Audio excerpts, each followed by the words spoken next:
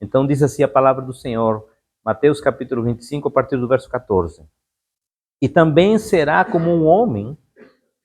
Ele está falando aqui uma série de parábolas, e ele vai falar nessa parábola dos talentos no verso 14. E também será como um homem que, ao sair de viagem, chamou os seus servos e confiou-lhes os seus bens. A um deu 5 talentos, a outro deu 2, e a outro 1. E a outro 1, perdão. E a cada um segundo a sua capacidade. Veja bem, vamos fazer uma leitura aqui para entender pouco a pouco. Mas aqui ele disse que o reino de Deus é como um homem que, ao sair de viagem, chamou os seus servos e confiou-lhes os seus bens. A um deu 5, a outro deu 2 e a outro deu 1, conforme a capacidade. Ele vai nos dar conforme a nossa capacidade. A própria palavra diz que ele não vai colocar nada que seja pesado demais para que a gente não possa suportar. Então, conforme a nossa capacidade. E aí, então, diz assim, em seguida partiu de viagem. O que havia recebido 5, ele saiu imediatamente.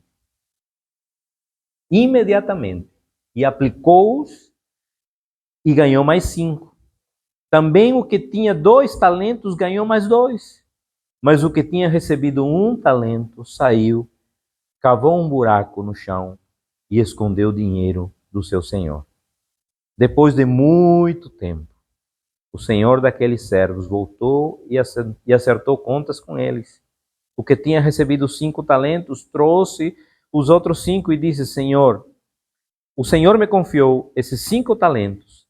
Veja, eu ganhei mais 5. O Senhor respondeu: muito bem, servo bom e fiel. Você foi fiel no pouco, eu o porei sobre o muito. Venha e participe da alegria do seu Senhor. Veio também o que tinha recebido 2 talentos e disse: o Senhor me confiou 2 talentos. Veja, eu ganhei mais 2. O Senhor respondeu: muito bem, servo bom e fiel. Você foi fiel no pouco, e eu o porei sobre o muito. Venha e participe da alegria do seu Senhor. Por fim veio o que tinha recebido 1 talento e disse: eu sabia que o Senhor é um homem severo, que colhe onde não plantou e junta onde não semeou. Por isso tive medo, saí e escondi o seu talento no chão. Veja, aqui está o que lhe pertence. O Senhor respondeu: servo mau e negligente. Você sabia que eu colho onde não plantei e junto onde eu não semeei? Então você devia ter confiado o meu dinheiro aos banqueiros, para que quando eu voltasse eu recebesse de volta com juros. Tirem o talento dele e entreguem-no ao que fez 10, pois a quem tem mais será dado e terá em grande quantidade, mas a quem não tem, até o que tem lhe será tirado. Então lance-o fora, o servo inútil, nas trevas onde haverá choro e ranger de dentes. Verso 31, quando o Filho do Homem vier em sua glória, com todos os anjos, assentar-se-á em seu trono, na glória celestial. Todas as nações serão reunidas diante dele, e ele separará umas das outras, como o pastor separa as ovelhas dos bodes, e colocará as ovelhas à sua direita e os bodes à sua esquerda. Então o rei dirá aos que estiverem à sua direita: venham, benditos do meu Pai, recebam como herança o reino que lhes foi preparado desde a criação do mundo. Pois eu tive fome e vocês me deram de comer, tive sede e vocês me deram de beber, fui estrangeiro e vocês me acolheram, necessitei roupas e vocês me vestiram, estive enfermo e vocês cuidaram de mim, estive preso e vocês me visitaram. Então os justos responderão: Senhor, quando te vimos com fome e te demos de comer, ou com sede e te demos de beber? Quando te vimos estrangeiro e te acolhemos, ou necessitado de roupas e te vestimos? Quando te vimos enfermo ou preso e fomos te visitar? O rei responderá: digo-lhes a verdade, o que vocês fizeram a alguns dos meus menores irmãos, a mim o fizeram. Então ele dirá: aos que estiverem à sua esquerda, malditos, apartem-se de mim para o fogo eterno, preparado para o diabo e os seus anjos. Pois eu tive fome e vocês não me deram de comer, tive sede e nada me deram para beber, fui estrangeiro e vocês não me acolheram, necessitei roupas e vocês não me vestiram, estive enfermo e preso e vocês não me visitaram. Eles também responderão: Senhor, quando te vimos com fome ou com sede, ou estrangeiros, ou necessitado de roupas, ou enfermo, ou preso e não te ajudamos? Ele responderá: digo-lhes a verdade, o que vocês deixaram de fazer a alguns desses mais pequeninos, também a mim deixaram de fazê-lo, e estes irão para o castigo eterno, mas os justos para a vida eterna. Amém, Pai, em nome de Jesus. Queremos, Pai, colocar a Tua palavra, que é viva e eficaz, como manual e prática da nossa vida. Nos ajuda, nos capacita. Pai, que possamos compreender as Tuas verdades e sermos desafiados a cada dia. Sonda nosso coração, Espírito Santo de Deus.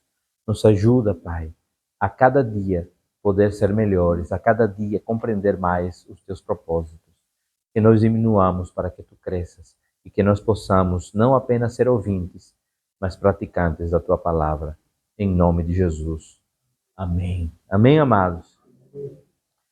Essa parábola, então, dos talentos, ela é uma forma revelada de falar para nós, como igreja, sobre o compromisso. Compromisso é importante porque não há como construir nada na vida sem compromisso. E um desses compromissos, talvez, que seja mais evidente hoje no dia a dia, no relacionamento, é o casamento. Se o casamento não tiver um compromisso bilateral, ele não vai avante, ele não vai à frente. A mesma coisa acontece com nossa vida espiritual. Sem compromisso, nós não construímos família. Sem compromisso, nós não construímos uma carreira profissional. Sem compromisso, não teremos também um bom testemunho de êxito no mundo. Então, nós precisamos de compromisso. Há pessoas no seio da igreja vivendo um evangelho equivocado, vazio. E essas pessoas, de fato, podem até conhecer a Cristo, mas não se comprometeram com Cristo. E é importante que nós, como igreja, possamos entender isso. O nosso compromisso não é com o pastor, o nosso compromisso não é com a igreja, o nosso compromisso é com Cristo. O meu compromisso é com Cristo. Quando eu decido me comprometer em assumir o pastoreio de uma igreja, não é pela igreja, não é pelo salário, não, é por Cristo. Cristo tem que ser a minha motivação, porque Ele é o nosso supremo pastor. E nós precisamos compreender isso. Mas muitas pessoas, elas vivem um evangelho egocêntrico, que nada tem a ver com Cristo. Por quê? Ah, não, eu só vou fazer aquilo quando minha vida estiver tranquila. Ah, coitado, a nossa vida nunca vai estar tranquila. A nossa vida, ela vai estar sempre agitada. O que Cristo, o próprio Cristo disse? Olha, meus filhos, no mundo tereis, mas tende bom. Por quê? Porque eu venci o mundo, disse o Senhor. Estávamos ontem, numa breve reunião familiar e sentados orando e eu falando para minha família, abrindo meu coração, dizendo assim: olhe, estou preocupado, mas estou tranquilo, mas estou preocupado, porque as contas não param. E eu disse: Senhor, me dá graça e me revela o que tu tens, porque quando digo tomamos porque foi uma decisão que não apenas afeta diretamente a mim, mas a toda a família, concordam? E quando tomamos essa decisão, eu tinha plena convicção que Deus estava, e Deus está no controle e Ele vai fazer as coisas acontecer.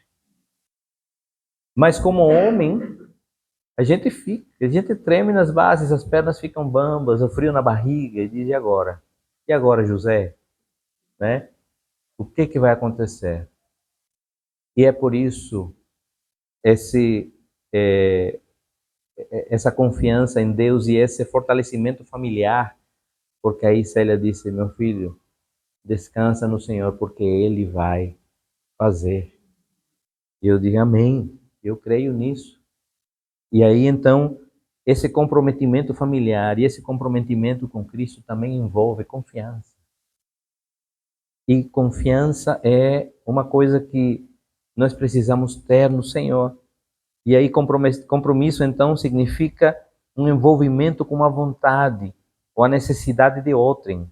Em outras palavras, compromisso se resume em fazer a vontade de Deus. Compromisso com Deus se resume em fazer a vontade de Deus. E se você está aqui nessa manhã, é porque você quer fazer a vontade de Deus. É porque você levantou da cama de manhã e disse assim, eu quero fazer a vontade de Deus. Porque se fizermos a vontade da carne, a gente ficava na cama, né? Aquele friozinho que já está ficando gostoso, né? Para ficar no edredom. Mas você decidiu levantar e dizer, Senhor, eu quero fazer a tua vontade. Então, é o contrário de vivermos fazendo só a nossa própria vontade. Para uma entrega total a Deus, nós precisamos entender, e o maior exemplo de entrega total é o próprio Senhor Jesus Cristo. Não há outro. Você vai ver em Mateus capítulo 26, verso 42. Ele estava passando pelo pior momento da sua vida. Era o pior momento, sabe por quê? Porque ele estava prestes a entregar a sua vida. Ele estava no Getsemane. E ele então se retira para orar novamente. E disse assim, meu Pai, se não for possível afastar de mim este cálice, sem que eu o beba, faça-se a tua vontade. É isso que Deus quer de nós.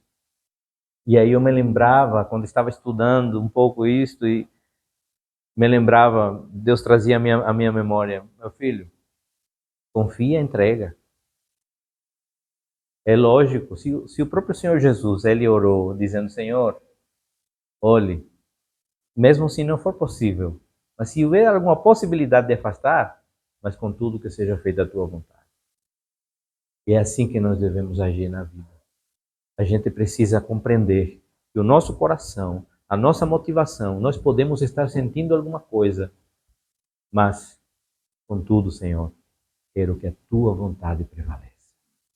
Que a tua vontade aconteça na minha vida. A parábola dos talentos, então, é um alerta sobre o perigo de conhecermos a Deus e não nos entregarmos completamente à sua vontade. Quantos aqui são pais? Muito bem. Lembra quando a criança, menino ou menina, ela se joga de um lugar alto para seus braços sem nenhum receio? Por quê? Porque confia no pai. Porque o pai, ela é forte, pega no colo e abraça e não deixa cair. Não é verdade? É essa confiança que Deus quer que você e eu tenhamos. Que a gente se jogue nos seus braços. Que a gente possa dizer, Senhor, eu estou livre na tua vontade. Mateus 25, então, voltando para a parábola, conta que um homem rico entrega seus bens a 3 dos seus servos. E ele se ausenta do país. O que traz à memória essa analogia? Jesus, ele esteve entre nós, mas ele não está mais aqui. Ele deixou o Espírito Santo. Ele se ausenta para depois ele voltar. Mas quando ele voltar, ele vai pedir contas. E aí então nós vemos aqui contas daquele que ele deixou, o que ele confiou a esses servos. E aí nós temos algumas revelações extraídas do texto.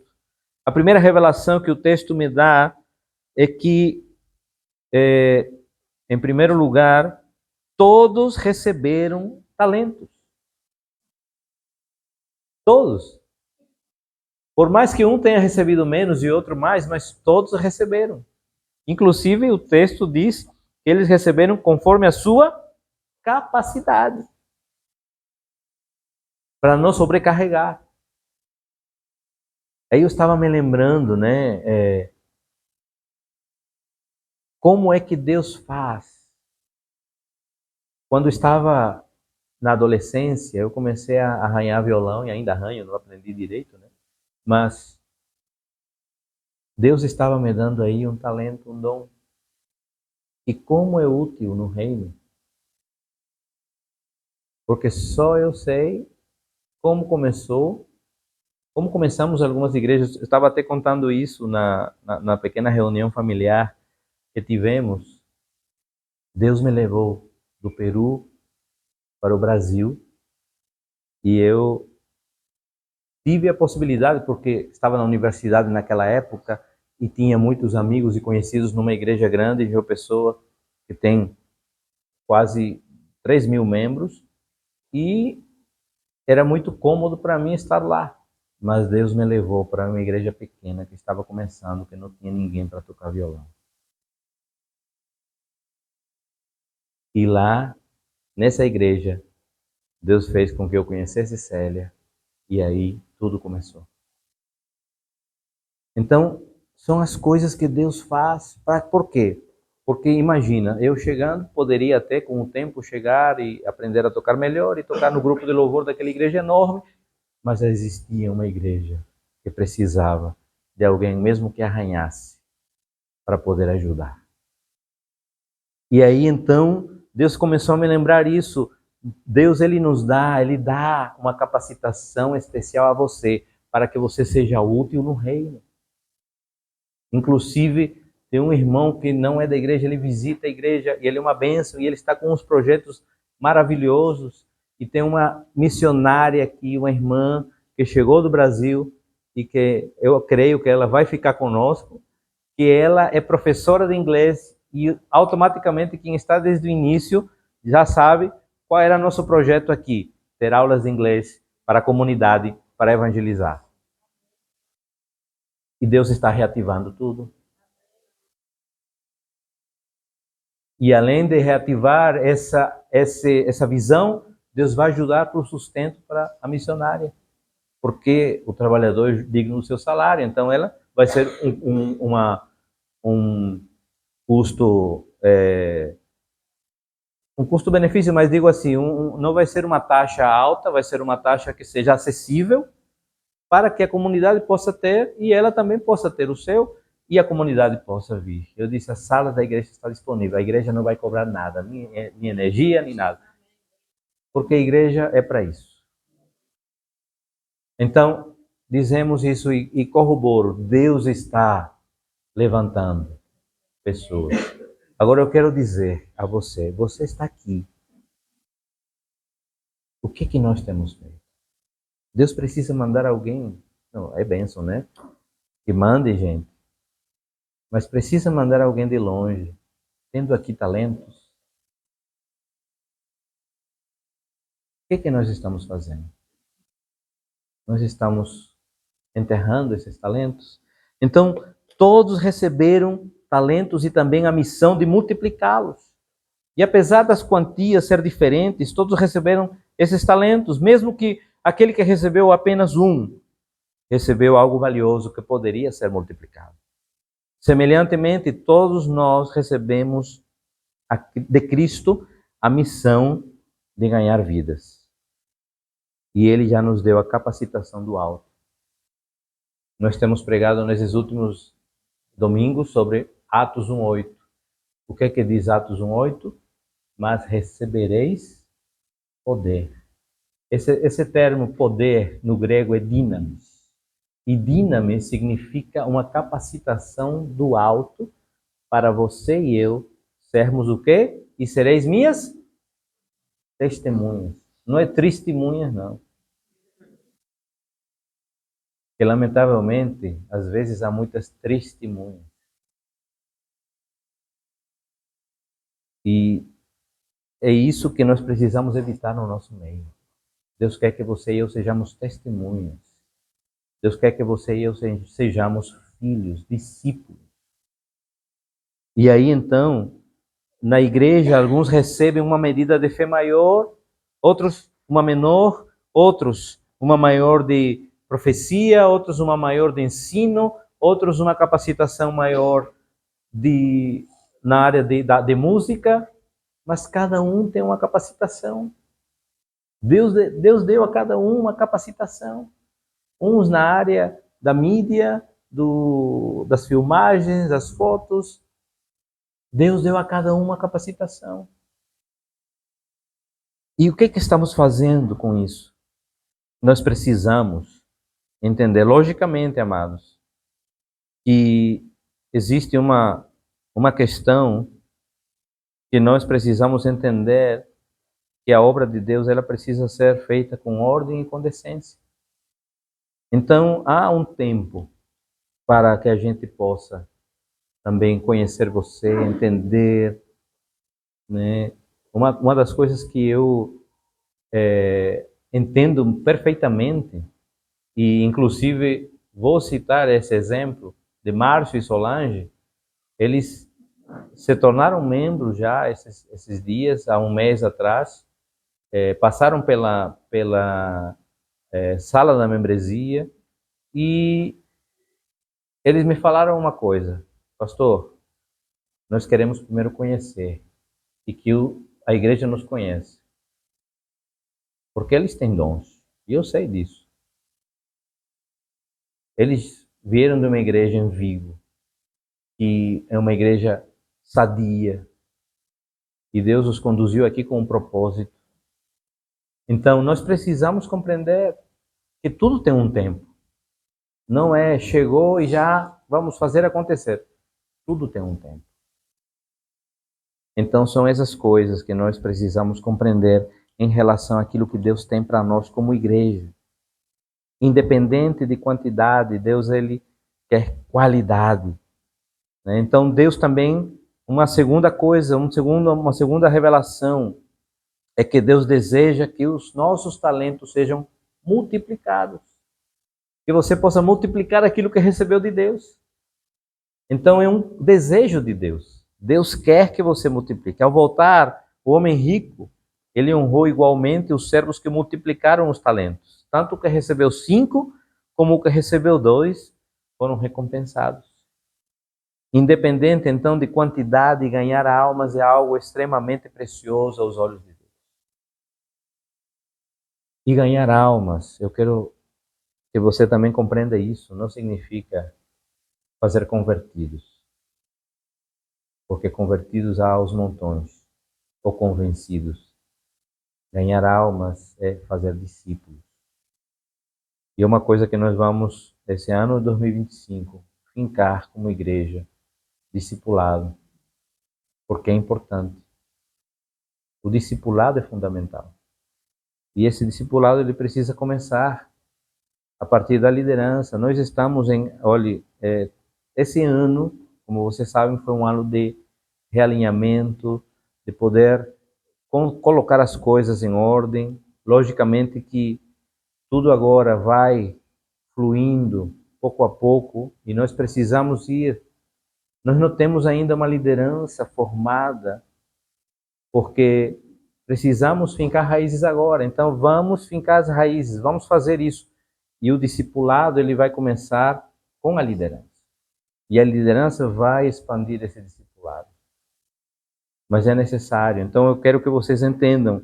Talvez você diz, eita, mas passou um ano, mas foi um ano de a gente avaliar. Foi um ano de avaliação, foi um ano de alinhar, foi um ano de conhecer, porque eu também preciso conhecer as pessoas, as atitudes, as situações. Então é um ano que a gente precisou passar para poder agora, 2025, começar. É o nosso sonho, assim como já tem em Coura, um pequeno grupo, né? Um grupo familiar, ter em Monção e depois na Espanha. Mas para isso nós precisamos fincar raízes com a liderança. Hoje nós temos uma liderança administrativa, institucional, mas ainda estamos em construção da liderança espiritual. E pouco a pouco Deus vai fazer, e nossa oração é: Senhor, que Tu possas, Pai, nos dar essa clareza do alto, para que o Senhor venha a fazer no nosso meio. Então, independente de quantidade, o nosso alvo é ganhar almas, ganhar pessoas, fazer discípulos. E é digno de recompensa, como Deus nos promete a palavra, indiretamente na palavra, né? Ele diz que uma alma vale mais que o mundo inteiro. Então nós precisamos fazer isso. Nós precisamos compreender que o nosso desafio, nossa força, nossa motivação aqui precisa ser ganhar almas. Nem que seja uma pessoa discipulada no ano, mas bem discipulada. Isso é o que Deus quer que nós façamos. Então, 2025 nós vamos caminhar nesse rumo. Então, eu creio que Deus está fazendo tudo isso, preparando tudo isso para que a gente venha a ter essas estratégias do alto e a gente venha. Não esqueci do relógio de oração, certo? Nós vamos hoje explicar no final como a gente vai fazer. Não coloquei no grupo porque estava em lua de mel. Estou brincando. Mas assim, na verdade, não coloquei porque estava tentando organizar bem como a gente vai fazer. Tive algumas sugestões interessantes de a gente não apenas fazer oração, mas leitura bíblica também. Então, vamos fazer uma coisa bem sistemática para que a gente possa fazê-lo corretamente e bem. Não de qualquer jeito, certo?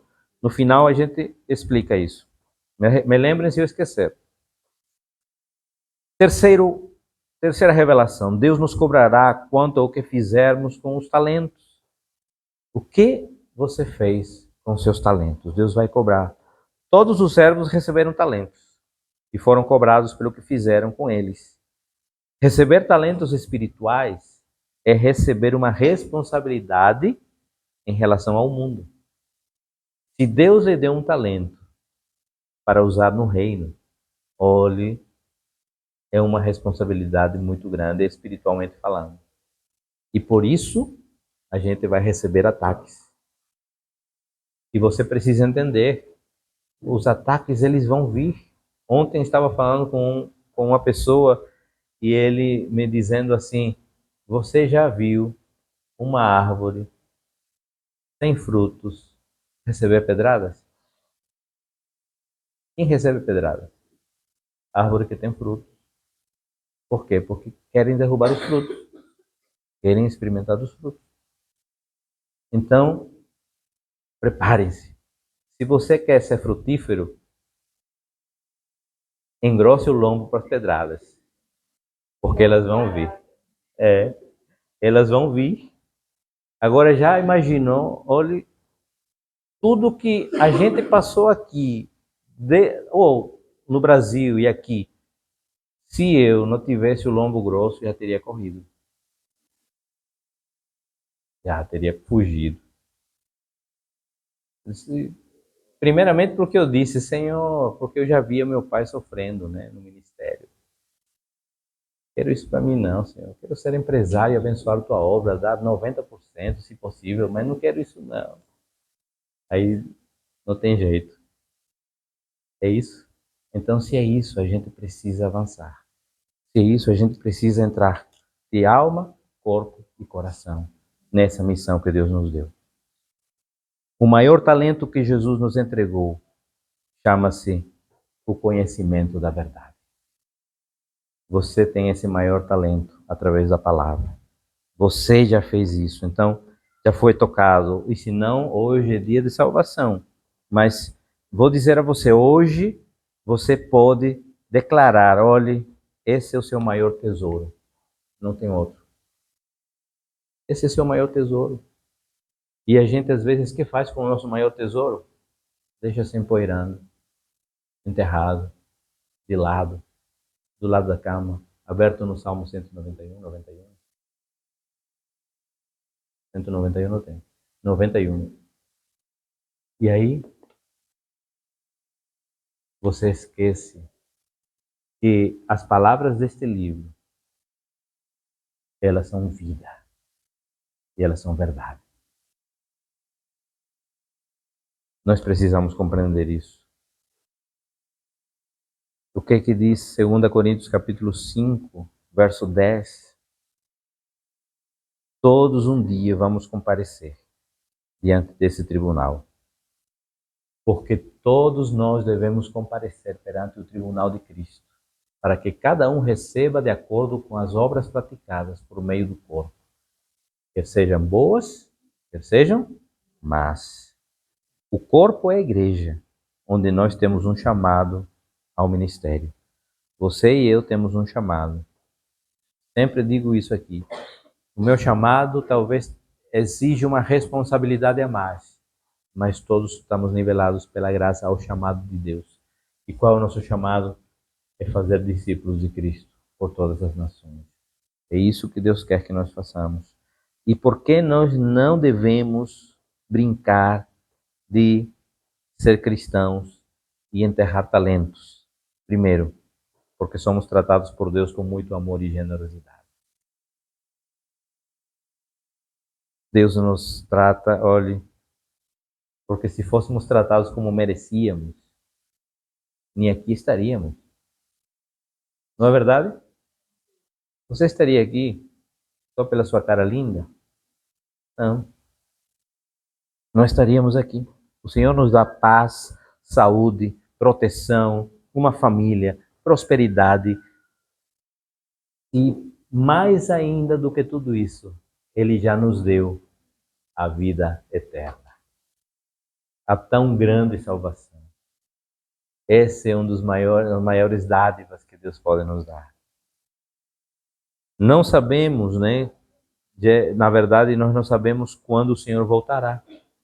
Assim como esse Senhor que entregou os bens e ele chegou de repente para pedir os resultados dos dons ou dos talentos que foi distribuído, também nós não sabemos quando ele voltará e quando ele vai vir pedir contas.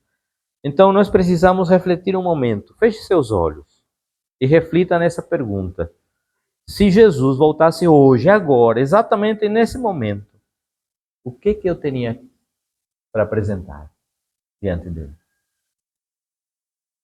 Se Jesus voltasse hoje, o que eu teria para apresentar?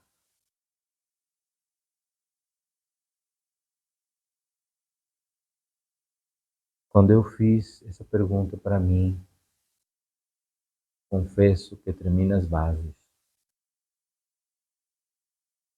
Porque Deus ele não se impressiona com a estrutura. Deus ele não se impressiona com cadeiras cheias. Deus ele quer que nós possamos ter o nosso coração completo e voltado para o seu reino. Quais são os frutos que a gente tem para apresentar?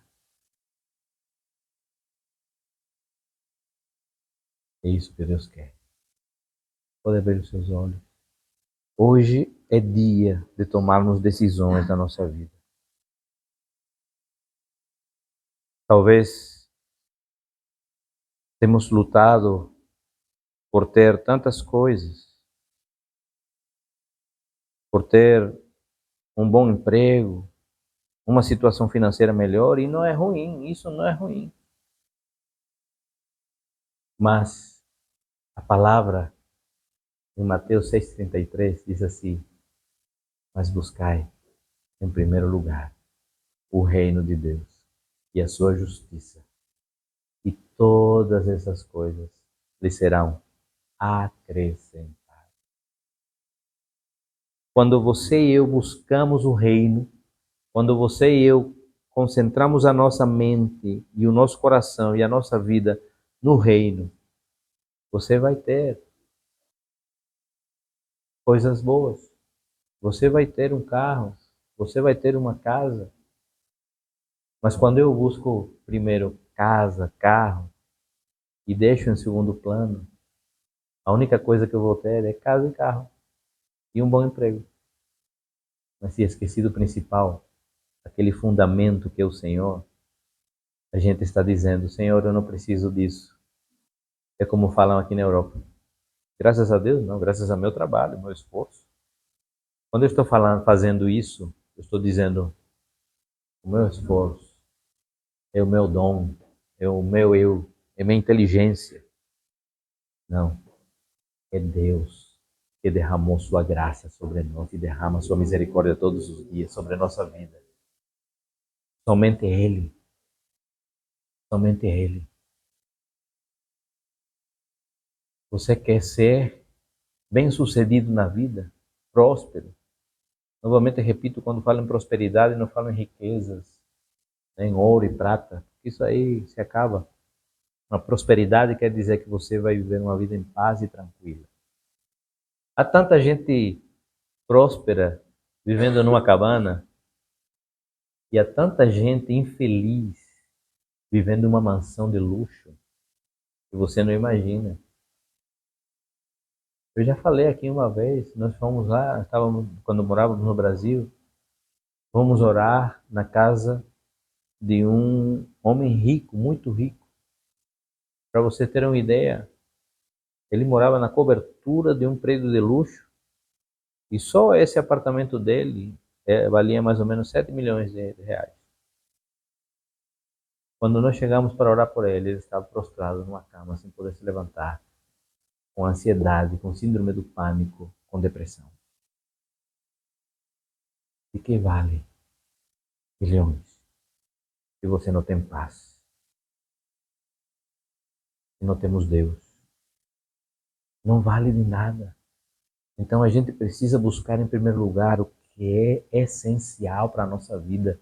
E se nós não entendermos isso, a gente vai viver a vida batendo a cabeça e achando que nessa vida devemos procurar primeiro o material, primeiro os recursos, primeiro aquilo. Deus ele cuida, Deus ele guarda, mas em primeiro lugar ele quer que você coloque ele, porque ele não troca a sua glória. Ele quer que você o coloque em primeiro lugar. Devemos temer, em terceiro lugar, porque a falta de fruto na Bíblia é acumulada de juízo. Marcos capítulo 11, versos 12 a 20. Já para finalizar, Marcos 11, capítulo 12 a 20. No dia seguinte, quando estavam saindo de Betânia, Jesus teve fome. Vendo à distância uma figueira com folhas, foi ver se encontraria nela algum fruto. Aproximando-se dela, nada encontrou, a não ser folhas, porque não era tempo de figos. Então lhe disse: ninguém mais coma do seu fruto. E os seus discípulos ouviram-no dizer isso. Chegando a Jerusalém, Jesus entrou no templo e ali começou a expulsar os que estavam comprando e vendendo. Aí foi o texto que Adam, né, citou semana passada. Mas o que eu quero, pode voltar para o que estávamos. O que eu quero dizer é que muitas vezes a gente vive uma vida de aparência como aquela figueira, cheia de folhas. Mas cadê os frutos? E quando eu estou falando aqui frutos, é os frutos do Espírito. Não é apenas aqueles discípulos que você fez ou que você tem a graça de receber. É uma força de expressão gospel, né? Discípulos que eu fiz, não fiz nada. Deus que faz, a gente apenas cuida aqui na terra, né? É um facilitador. Mas eu tenho vivido os frutos do Espírito na minha vida. Amor, paz, longanimidade, domínio próprio, mansidão, alegria. Olha, temos vivenciado isso? Ou quando alguém faz alguma coisa, então precisamos entender que Deus ele quer que você e eu possamos ser prósperos na terra, mas só vamos conseguir a prosperidade, repito, que não necessariamente vai ser financeira, mas ter paz, viver tranquilo, com alegria, quando nós verdadeiramente olhar para o que é certo, para o que é correto, para aquilo que realmente vale a pena, para o alto. E aí então a figueira descrita nesse texto de Marcos ela não tinha fruto, ela foi amaldiçoada e depois secou. E assim como o servo que negligentemente enterrou o talento, ele ouviu dizer do seu senhor: servo inútil, lançai-o para fora nas trevas. Ali haverá choro e ranger de dentes. Há muitos talentos que Deus tem derramado sobre nós. Quando falo talentos, diga-se dons. Eu vejo muitos homens e mulheres com dons aqui. E Deus, Ele quer que você possa exercitar esses dons. Quando eu falo dons, não necessariamente, porque uma grande maioria, e isso é normal nas igrejas, já passei por algumas, acha que apenas o dom maior na igreja é pregar, cantar e tocar. Não. Isso é bom e é bênção. Mas há dom de hospitalidade, há dom de acolhimento, há dom de você se preocupar com o outro, há dom de você dar um abraço até, há dom da fé, há dom da oração. Então existem dons que você precisa exercitar na simplicidade, sem ninguém ver. Isso é fundamental, isso é bom. Isso faz que o corpo de Cristo possa estar em comunhão e se relacionando. Isso é muito bom. Então é isso que nós precisamos buscar. Decidir usar diligentemente cada dom que Deus nos deu para que muitas vidas possam alcançar a tão grande salvação que nós já alcançamos. Para que no dia do acerto das contas a gente não corra o risco de dizer: sai daqui, servo inútil. Não. No dia que o Senhor vir prestar contas, eu quero dizer, eu quero ouvir: vinde, benditos do meu Pai, e entrai na posse do reino que você está preparado desde a fundação do mundo. Amém? Feche seus olhos. Abaixe sua cabeça. Faça uma oração. Esse momento é de reflexão, momento de entendimento daquilo que você precisa tomar essa decisão. Decisões, elas fazem parte da vida. E nós precisamos compreender que hoje é dia de tomar decisões. Que a gente possa ter uma verdadeira consciência daquilo que Deus tem para nós. Repito, não é aquilo que é tocar no louvor, é pregar. Comece com o simples. Comece com uma simples palavra de esperança que tantas pessoas precisam. Comece a olhar para o seu irmão com amor e não com ressentimento. Comece a olhar para o seu irmão como aquele que precisa de um braço estendido, de um abraço. Comece a olhar para as pessoas lá fora com compaixão, como Jesus olhava. Jesus olhava para as pessoas com compaixão, como ovelhas sem pastor. Tanta gente que precisa. Então nós precisamos reavaliar nossos conceitos. Nós precisamos reavaliar a nossa vida. Porque temos perdido tanto tempo. Tanto tempo. Temos buscado em tantas outras coisas que não são as essenciais. É por isso que Jesus, ele disse: buscai em primeiro lugar o reino de Deus e a sua justiça, e todas as demais coisas serão